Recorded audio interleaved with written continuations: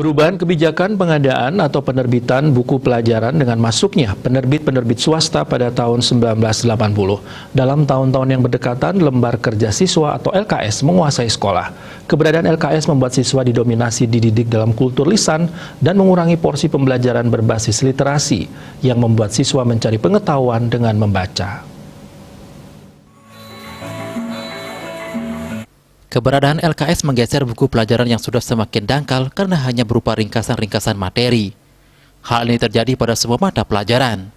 Guru menguasai kelas dengan menceramahkan atau melisankan ringkasan materi di dalam LKS. Kesempatan siswa berlatih dan membiasakan membaca untuk mendapat informasi atau pengetahuan seperti siswa sebelumnya pada kurikulum 1975 tidak ada lagi.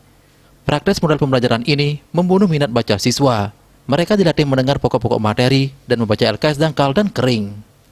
Telah berkali-kali terjadi perubahan kurikulum sejak 1975, namun tidak ada yang menyadari bahwa telah terjadi penyimpangan mendasar dalam pendidikan, yakni siswa dididik dalam kultur lisan.